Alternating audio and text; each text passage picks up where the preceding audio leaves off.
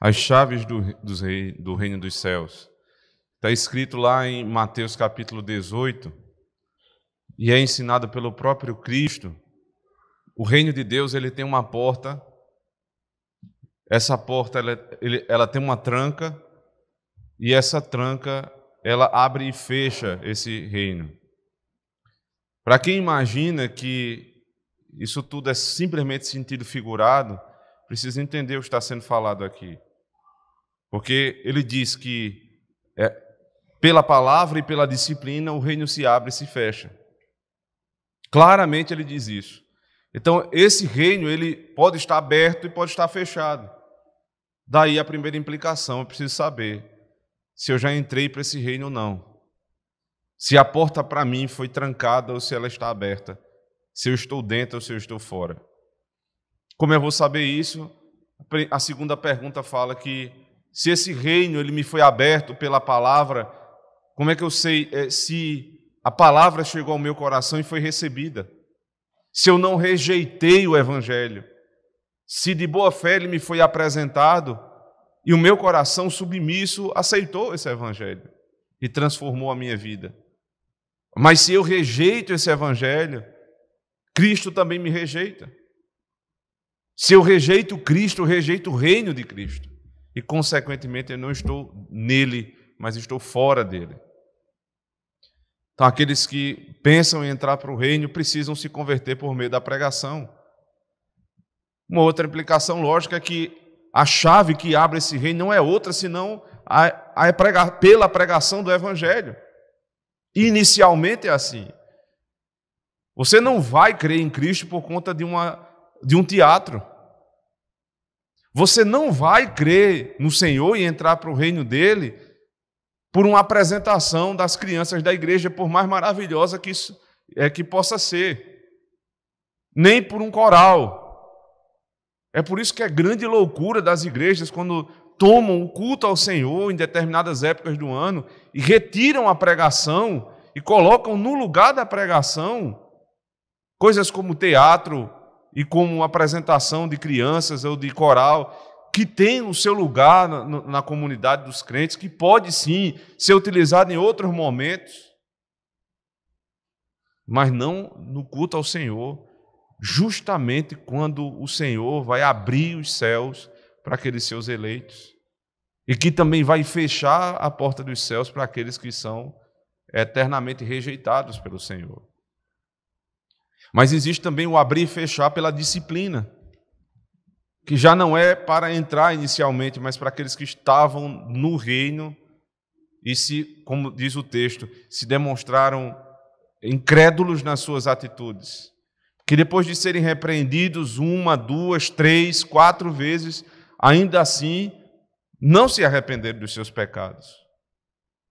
E para isso o Senhor deixou a chave desse reino com os presbíteros da igreja.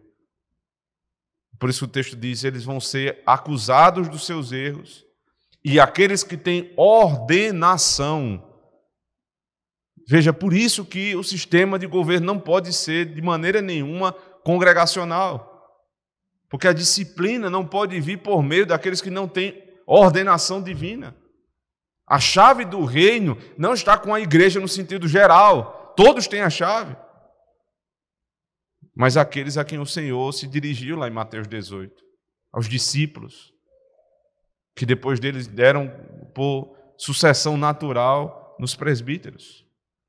Eles têm a chave do reino, eles abrem e fecham, mas não abrem e fecham segundo o seu próprio interesse, ou segundo os seus critérios, mas de acordo com a palavra. A palavra é que me faz entrar no reino, a palavra é que regula o reino, a palavra é que diz quem entra e quem sai. Porque a palavra que nós pregamos é a palavra de Deus, a palavra de Cristo, que é o Rei a quem servimos. É assim que tem que ser. Então, o Evangelho é aberto, o reino de Deus é aberto e fechado na pregação, para a salvação ou condenação. Ele é aberto ou fechado também pela disciplina. Agora você imagine que pecado há numa igreja que despreza a disciplina, não apenas a pregação. E aqui um alerta, você nunca vai ter uma igreja que tenha uma pregação maravilhosa, que tenha uma pregação firme, profunda, bíblica, fiel e não tenha disciplina. Não se engane. Não se engane, isso é impossível.